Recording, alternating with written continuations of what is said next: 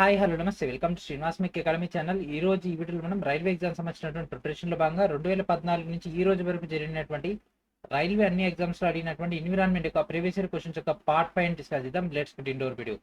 Already మనం previous గా 4 parts అయితే కంప్లీట్ చేసుకున్నాం. ఇంకా ఎవరైతే ఆ యొక్క ప్రీవియస్ 4 పార్ట్స్ చూడలేదో దయచేసి వాళ్ళందరూ కూడా ఆ యొక్క ప్రీవియస్ 4 పార్ట్ చూసిన తర్వాత యొక్క క్లాస్ చూస్తే మీకు కంటిన్యూషన్ రావడం జరుగుతుంది.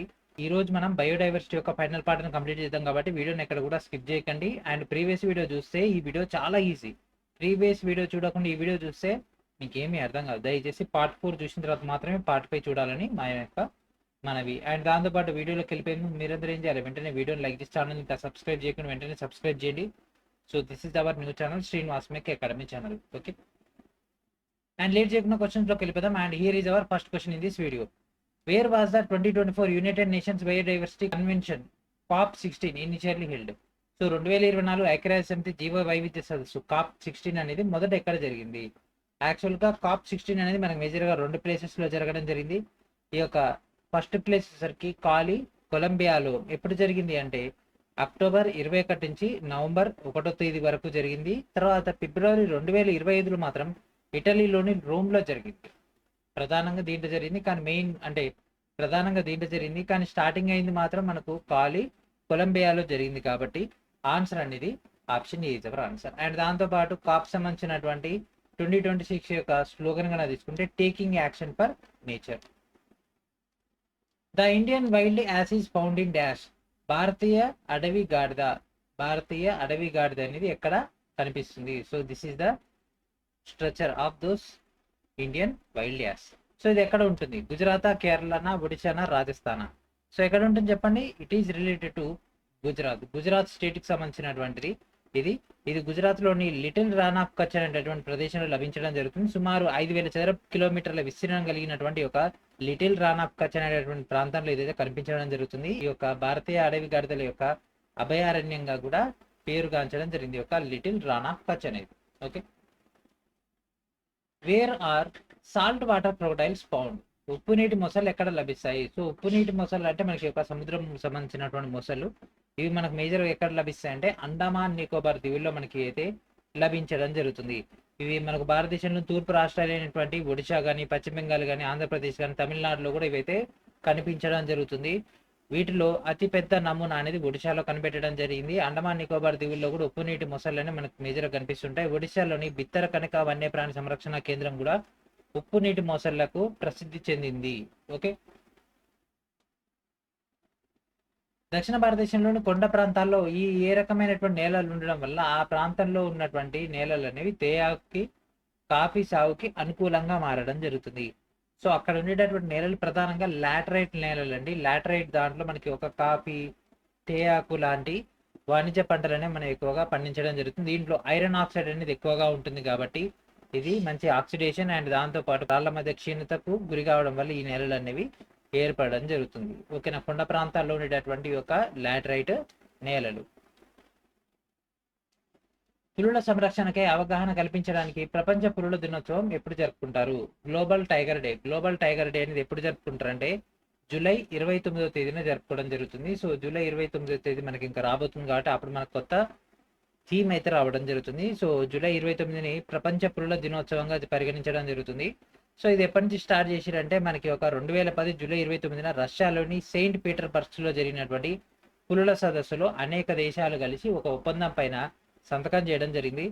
ఎందుకు చేసిరు ఇదంతా? దేనికంటే అసలు ఈ యొక్క పులుల సంఖ్యలో తీవ్రమైనటువంటి తగ్గుదల అనేది కనిపించడం జరిగింది. దానివల్ల ఈ జాతి అంతరించిపోకుండా కాపాడడానికి ఈ యొక్క ప్రాసెస్ చేయడం జరిగింది. ఆల్రెడీ ప్రాజెక్ట్ టైగర్ అనేది ఇండియాలో ఇంప్లిమెంటేషన్ చేశారు, కానీ మనకి ఇది వరల్డ్ వైడ్ అయినటువంటి డేటా కాబట్టి దీన్ని మనం ఫోకస్ అయితే చేయాలి.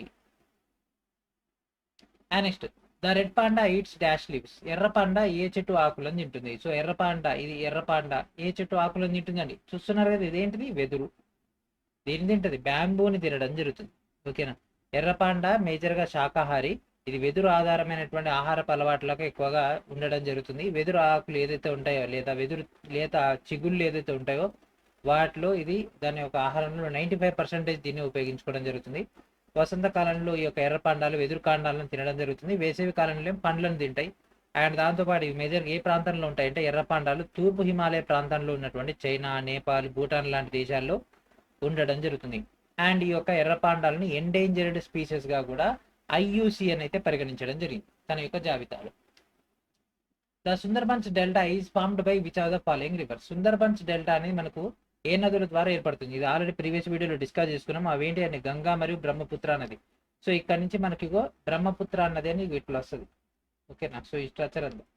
అండ్ నెక్స్ట్ మనకి ఇక్కడ నుంచి వచ్చేసరికి గంగోత్రి గ్లేషియర్ కాంచి మనకి ఇక్కడ స్ట్రక్చర్ ఇదంతా గంగా రివర్ ఇట్లా వస్తుంది, వచ్చి బంగ్లాదేశ్లో కెనరా ఇట్లా వస్తుంది.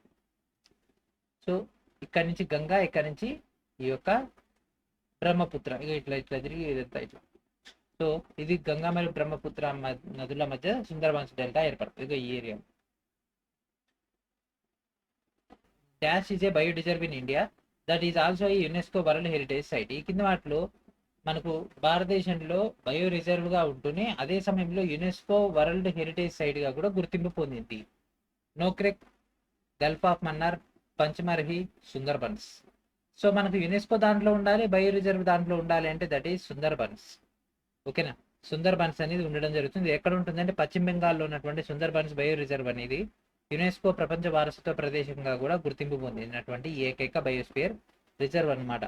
సో దీంట్లో మనకు ఉప్పు నీటి మొసళ్ళు కూడా మనకి ఇక్కడ కనిపించడం జరుగుతుంది. వైవిధ్యభరితమైనటువంటి వృక్షజాలము, జంతుజాలానికి నిలయంగా ఉన్నటువంటి ఈ ప్రదేశాన్ని యునెస్కో 1987లో ప్రపంచ వారసత్వ ప్రదేశంగా ప్రకటించడం జరిగింది. ఓకే, జీవావరణ రిజర్వ్ ప్రాంతం అంటే బయోస్పియర్ రిజర్వ్ ఏరియా అని యొక్క అత్యంత ఖచ్చితమైనటువంటి వివరణ ఏంటి అంటే దాన్ని అసలు ఎందుకు, దానికి సంబంధించినటువంటి డేటా ఏంటిదంటే బయోస్పియర్ రిజర్వ్ ఏరియా. రిజర్వ్ అంటే ఏంటి? దాన్ని మనం ఒక రిజర్వ్ చేయడం అంటే కాపాడడం, లేదు దాన్ని సంరక్షించడం. సో ఇది ఏం చేస్తుంది? మేజర్గా ఈ యొక్క బయోస్పియర్ రిజర్వ్ అనేది సుస్థిర అభివృద్ధి అధ్యయన కేంద్రంగా మనం అయితే తీసుకోవడం జరుగుతుంది. బయోగ్యాస్ ఉత్పత్తి కేంద్రం కాదు, ఖనిజాలు తక్కువగా ఉన్నటువంటి రిజర్వ్ కాదు, అటవీ నిర్మూలన కాదు. ఇదే option C is our answer. మిగిలిన మూడు చదివినప్పుడు ఆటోమేటిక్గా తెలిసిపోద్ది. ఈ కింది వాటిలో IPBES యొక్క సరైనటువంటి పూర్తి రూపం ఏంటి అంటే దాని యొక్క ఫుల్ అబ్రివేషన్ ఏంటిది? దాని యొక్క ఫుల్ అబ్రివేషన్ ఆలోచించండి ఒకసారి. అబ్రివేషన్ ఏమై ఉంటుంది అనేది. దాని యొక్క అబ్రివేషన్ వచ్చేసరికి inter governmental society policy platform on biodiversity and ecosystem services. So ఇది దాని యొక్క అబ్రివేషన్. సో అబ్రివేషన్స్ కూడా వస్తుంటాయి, ఫోకస్ చేయండి. ఓకే, అండ్ అదేవిధంగా 2026 అప్డేటెడ్ NCERT 9వ తరగతి తెలుగు మీడియం పాఠ్య పుస్తకం ఆల్రెడీ రిలీజ్ చేయడం జరిగింది. ప్రతి ఒక్కరు కూడా శ్రీనివాస్ మే క్యాప్ నుంచి గ్యాదర్ చేసుకోండి. Which biosphere reserves of India are not included in the world network of biosphere reserves. So మనకు భారతదేశంలోని ఏ జీవ వైవిధ్య సంరక్షణ కేంద్రాలు అంటే ఈ యొక్క బయో రిజర్వ్స్ అనేవి ప్రపంచ జీవావరణ సంరక్షణ కేంద్రాల వ్యవస్థలో చేర్చబడలేదు. అంటే MAB అంటారు, MAB దాంట్లో లేదు. Okay, so man and biosphere reserves programme అనేది ఉంటుంది. సో దీంట్లో లేదు. సో యాక్చువల్గా మనకు 18 బయోస్పియర్ రిజర్వ్స్ ఉంటాయి కదా, దాంట్లో 13 ఆల్రెడీ MABలో ఉన్నాయి, ఒక 5 మాత్రం లేవు. సో 5 ఇక్కడ మనం చూద్దాం. సో ఇక్కడ మనకి ఇచ్చినటువంటి అన్ని కూడా ఉన్నాయి. సో నీలగిరి దీంట్లో ఉందా? లేదు. గల్ఫ్ ఆఫ్ మన్నార్ ఉంది, సో ఇది మనకు MABలో ఉంది. అండ్ నెక్స్ట్ సుందర్బన్స్ ఉంది, నందాదేవి ఉంది, నోక్రెక్, పంచమర్హి, సిమ్లిపాల్, ఆచానక్మర్, అమర్కంటక్, గ్రేట్ నికోబార్, అగస్త్యామలై, కాంచన్జంగా, పోలు డెజర్ట్, పన్నా ఇవన్నీ కూడా మనకు MAB అంటే మ్యాన్ అండ్ బయోస్పియర్ రిజర్వ్ ప్రోగ్రాంలో ఉన్నాయి. మానస్ అనేది మాత్రం బయోస్పియర్ రిజర్వ్ ప్రోగ్రాంలో లేదు. ఓకే, బయోస్పియర్ రిజర్వ్ దాంట్లో మానస్ అనేది లేదు. మరి మానస్ అనేది ఎక్కడ ఉంటుంది అంటే అస్సాం రాష్ట్రంలో ఉండడం జరుగుతుంది. ఓకే,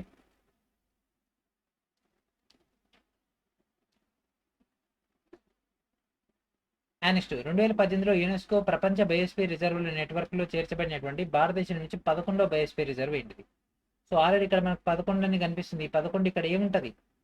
కానీ మీకు ఇది కూడా గుర్తుండాలండి, ఆర్డర్ బయోస్పియర్ రిజర్వ్స్ యొక్క ఆర్డర్ కూడా మీకు గుర్తుండాలి. So Nandadevi, Nokrek, Manas, Dibru Saikhowa, Dihang Dibang, Sundarbans, gulf of Mannar, Nilgiri, great Nicobar, Similipal and 11వది ఏంటిదండి? కాంచన్జంగా. 11వది కాంచన్జంగా. ఓకే, కాంచన్జంగా అనేది మన యొక్క ఆన్సర్ అయితే అవ్వడం జరుగుతుంది. మరి ఇది ఎక్కడుంది అంటే చికెన్ నెక్ ప్లేస్ అయినటువంటి సిక్కింలో ఉండడం జరుగుతుంది. 2018లో యునెస్కో ప్రపంచ బయోస్పియర్ రిజర్వ్ నెట్వర్క్లో చేర్చబడినటువంటి 11వ భారతీయ బయోస్పియర్ రిజర్వ్గా ఇదైతే ఉండడం జరిగింది. ఈ కింది రాష్ట్రాల్లో పంచమర్హి బయోస్పియర్ రిజర్వ్ అనేది ఏ రాష్ట్రంలో ఉంది? సో ఉన్నాయే 18, ఆ 18 గుర్తుపెట్టుకుంటే అయిపోద్ది కదా, డైరెక్ట్ క్వశ్చన్ అయితే మనకైతే కనిపిస్తుంది. పంచమర్హి అనేది మధ్యప్రదేశ్లో ఉంటుంది. పన్నా కూడా మధ్యప్రదేశ్లో ఉంటుంది. ఓకే, పంచమర్హి పన్నా రెండు కూడా మధ్యప్రదేశ్లో ఉంటాయి. ఓకే, మిగిలిన ఇక్కడ ఉన్నాయి కదా క్వశ్చన్స్, పంజాబ్ కానీ ఉత్తరప్రదేశ్ కానీ కేరళ కానీ ఇవన్నీ కూడా మీరు ఇక్కడ చెక్ చేసుకోండి. నెక్స్ట్, ఈ కింది వాటిలో భారతదేశంలో అధికారికంగా గుర్తించబడినటువంటి అంటే నోటిఫైడ్ చేసినటువంటి బయోస్పియర్ రిజర్వ్ కానిది ఏంటిది? మనకి ఆ బయోస్పియర్ రిజర్వ్ ఏందో తెలిస్తే ఆ తర్వాత కాదు ఏదో మనం చెప్పొచ్చు. ఓకే, సో అగస్త్యామల చూడండి, అగస్త్యామల అనేది ఎక్కడ ఉంది చూడగానే ఆన్సర్ చేసేయాలి. ఎక్కడ? తమిళనాడు మరియు కేరళ, ఇగో ఇక్కడ ఉంటుంది అగస్త్యామల. నెక్స్ట్ నీలగిరి, ఇగో దానిపైనే ఉంటుంది, కర్ణాటక ఏరియాలో నీలగిరి ఉంటుంది. అండ్ నెక్స్ట్ పంచమర్హి, ఇందాకనే మనం అనుకున్నాం మధ్యప్రదేశ్. మరి నల్లమల్ల ఉందా? శేషాచలం ఉంది, నల్లమల్ల లేదు. కాబట్టి మన యొక్క ఆన్సర్ ఏంటిదండి? Option A is our answer. Notified చేయబడినటువంటి బయోస్పియర్ రిజర్వ్ కానిది ఏంటిది? నల్లమల్ల. కింది ఏ దేశాల్లో రాన్ ఆఫ్ కచ్ లో కొంత భాగాన్ని భారతదేశంతో పంచుకుంటుంది? రాన్ ఆఫ్ కచ్ అనేది ఇక్కడ ఉంటుందండి. రాన్ ఆఫ్ కచ్ ఇక్కడ నుంచి ఇదంతా ఎక్స్టెన్షన్ చేసి ఇదంతా కూడా పాకిస్తాన్. రాన్ ఆఫ్ కచ్ అనేది దేంతో పంచుకుంటుందండి? పాకిస్తాన్ దేశంతో పంచుకోవడం జరుగుతుంది. ఓకే, పాకిస్తాన్తో. ఇది గుజరాత్ రాష్ట్రంలోనే కచ్ జిల్లాలో ఉండడం జరుగుతుంది. ఇది ఉప్పు చిత్తడి నేల, ఇది సాల్ట్ మార్ష్ అనేది అనడం జరుగుతుంది. ప్రపంచంలోని అతిపెద్ద ఉప్పు ఎడారులో కూడా ఇది ఒకటి. రాన్ ఆఫ్ కచ్ యొక్క గుజరాత్ రాష్ట్రం పాకిస్తాన్లో ఉన్నటువంటి సింధ్ ప్రావిన్స్ సరిహద్దులో ఇదైతే విస్తరించి ఉండడం జరుగుతుంది, ఈ యొక్క భాగం ఇదంతా. గ్రేట్ రాన్ ఆఫ్ కచ్ గురించి కింది వాటిలో ఏది తప్పు? గ్రేట్ రాన్ ఆఫ్ కచ్ అంటే ఏంటిది? ఉప్పు చిత్తడి నేల, ఇది కరెక్టే. తార్ ఎడారిలో ఉందా? మనది ఏంటిది? ఏ ఎడారి?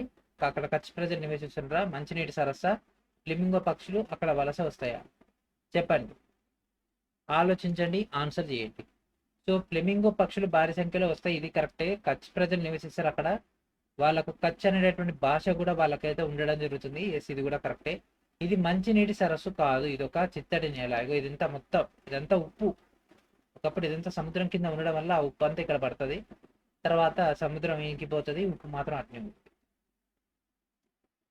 రామ్సర్ కన్వెన్షన్ డాష్ కోసం ఉద్దేశించబడింది. రామ్సర్ కన్వెన్షన్ వెట్లాండ్ రీస్టోరేషన్ అనేది మేజర్గా చిత్తడి నేలల యొక్క పరిరక్షణ లేదా సంరక్షణ గురించి దీనైతే ఏర్పాటు చేయడం జరిగింది. ఆల్రెడీ ఇవన్నీ కూడా ప్రీవియస్ క్లాస్లో డిస్కస్ చేసుకున్నటువంటి క్వశ్చన్స్. ఇవన్నీ ఏంటంటే రైల్వేలో ఒక క్వశ్చన్ వచ్చింది అంటే మళ్ళీ రిపీట్ చేస్తూనే ఉంటాడు అట్లా, అందుకని.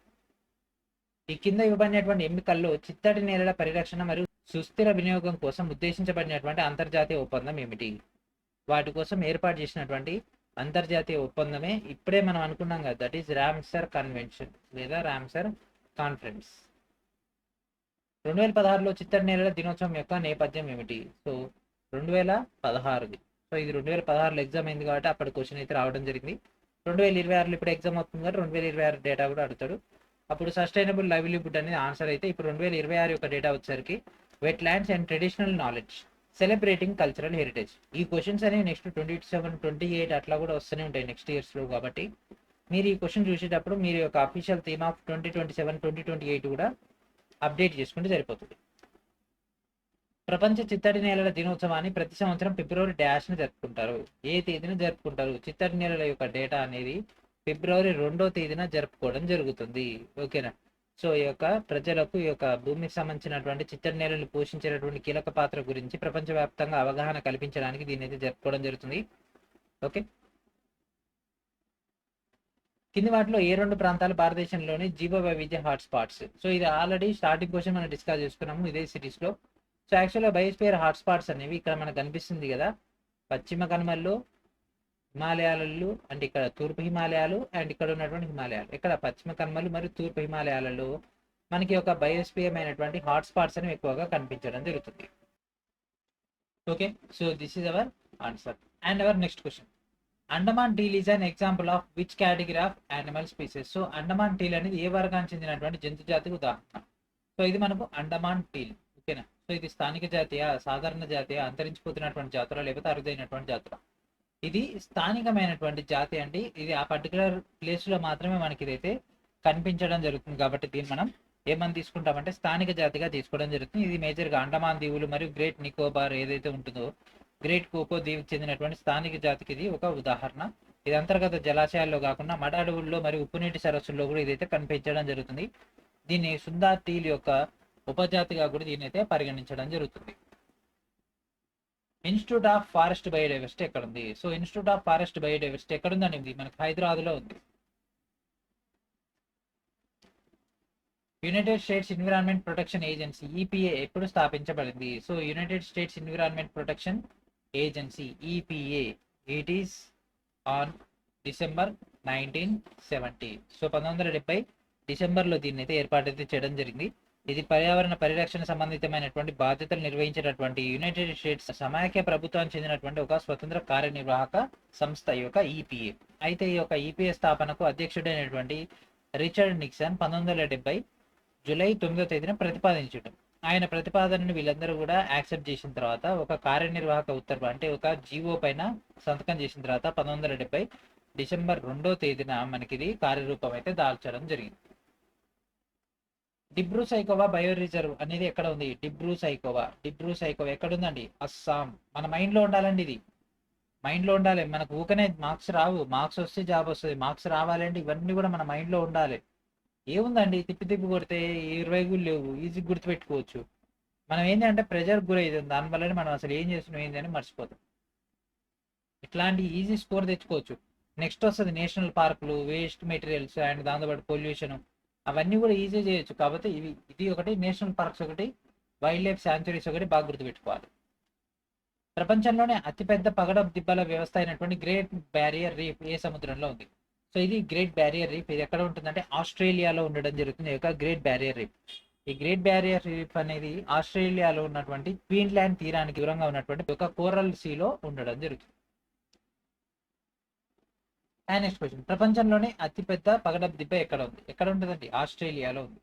ఓకే, ఇట్లా ఉంటది ఇదంతా. జీవ వైవిధ్యం అనేది దేన్ని సూచిస్తుంది? ఇమేజ్ చూడండి. జీవ వైవిధ్యం అంటే ఏంటిది? ఇక్కడ మనకు జీవరాశులు అండ్ దాంతోపాటు అంటే భూమి, వీటికి సంబంధించినటువంటి వైవిధ్యాన్ని ఇక్కడ మనం జీవ వైవిధ్యం అని అంటాం. వ్యర్థ పదార్థాల పునర్వినియోగం కాదు, సాంప్రదాయాల పరిరక్షణ కాదు, జంతువులు వాటి అధ్యయనాలు కాదు, ఇది డైవర్స్. జీవ వైవిధ్య హాట్స్పాట్స్ అంటే బయోలాజికల్ హాట్స్పాట్స్ యొక్క ప్రధాన లక్షణాలు కింద వాటిలో ఇవి. సో ఇదంతా కూడా మనకు ఆ యొక్క హాట్స్పాట్స్, ఇవన్నీ ప్రపంచంలో ఉన్నటువంటి హాట్స్పాట్స్.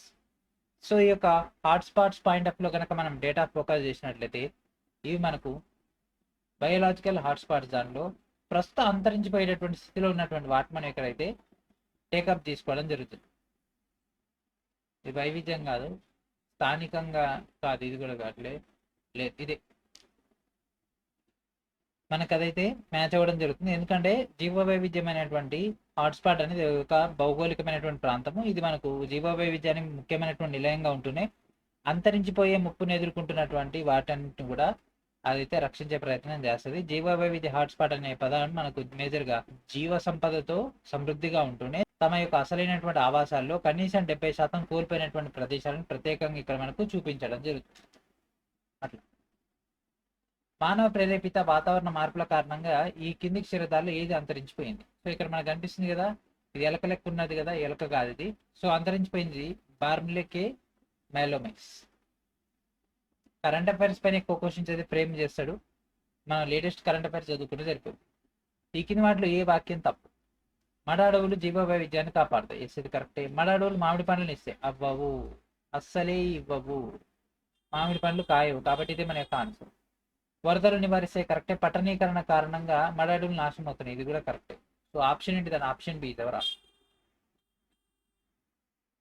ప్రపంచంలో అతిపెద్ద మడ అడవుల విస్తీర్ణం ఈ కింది వాటిలో ఏది? ప్రపంచంలో అతిపెద్ద మడ అడవులు అనేవి ఇక్కడ గ్రీన్ కలర్ లో కనిపిస్తున్నాయి కదా, ఇవన్నీ కూడా ఆ యొక్క మడ అడవులు. సో దీంట్లో మనకు ఎక్కువగా ఉండేది సుందర్బన్స్. ప్రపంచంలోనే అతిపెద్ద మడ అడవుల విస్తీర్ణం సుందర్బన్స్ అనేది భారతదేశం మరియు బంగ్లాదేశ్లో ఉన్నటువంటి అతి పెద్ద మరియు పొడవైనటువంటి నదీ డెల్టా. ఇది సుందర్బన్స్ పర్యావరణంగా సున్నితమైనటువంటి మరియు వాతావరణం పరంగా బలహీనమైనటువంటి ప్రాంతం కూడా. ఇది దాని యొక్క విస్తృత శ్రేణి వృక్షజాలం మరియు జంతుజాలాన్ని కూడా ప్రసిద్ధి చెందింది. రాయల్ బెంగాల్ టైగర్ కూడా ఇక్కడనే ఉంటుంది. భారతదేశంలోని కింది రాష్ట్రాల్లో ఏది అత్యధిక మడ అడవుల విస్తీర్ణాన్ని కలిగి ఉంది? భారతదేశంలోని ఎక్కడ అండి? ఇక్కడ ఏది చిక్కగా కనిపిస్తుంది చెప్పండి? ఎక్కడ ఉంటది? పశ్చిమ బెంగాల్. ఈ మిగిలిన రాష్ట్రాలన్నింటిలో కూడా ఉంటది. కోరల్ ఏరియాలో ఇక్కడ ఇక్కడ ఇక్కడ ఇదంతా కూడా ఉంటది. సుందర్బన్స్ ప్రపంచంలోని హాలోపైటిక్ అడవుల్లో అతిపెద్ద ఏకైక ప్రాంతం ఏంటిదండి? సుందర్బన్స్ అనేది మడ అడవులు కదా ఇవన్నీ కూడా. సో మడ అడవులు. సో ఇక్కడతో మనకు సక్సెస్ఫుల్గా ఈ యొక్క బయోడైవర్సిటీ అయిపోయింది. నెక్స్ట్ మనం environment conservation and global efforts అనేటటువంటి టాపిక్ అయితే స్టార్ట్ చేద్దాం. సో ఇక్కడతో ఈ యొక్క చిన్న వీడియోని చూసినందుకు ధన్యవాదాలు. అండ్ మోస్ట్లీ మనం నిన్నటి వీడియోని డిస్కస్ చేసుకున్నటువంటి కంటెంటే మనకైతే ఎక్కువగా కనిపించడం జరిగింది. ఓకే. అండ్ మ్యాక్సిమం క్వశ్చన్స్ అనేవి రిపీట్ అయినా కూడా నెక్స్ట్ మళ్ళీ మన యొక్క ఎగ్జామ్లో కూడా సేమ్ క్వశ్చన్స్ మళ్ళీ అడిగే అవకాశం ఉంటుంది. కాబట్టి వీటన్నిటిని ఫోకస్ చేస్తూ సేమ్ మోడల్లో లేటెస్ట్ కంటెంట్ కూడా అప్డేట్ చేసుకుంటే సరిపోతుంది. అండ్ దాంతోపాటు మన యొక్క సోషల్ మీడియా ప్లాట్ఫామ్స్ అయినటువంటి వాట్సాప్, టెలిగ్రామ్, ఇన్స్టాగ్రామ్ అండ్ RRTని ఫాలో అవుతాం. And thank friends, thank for watching.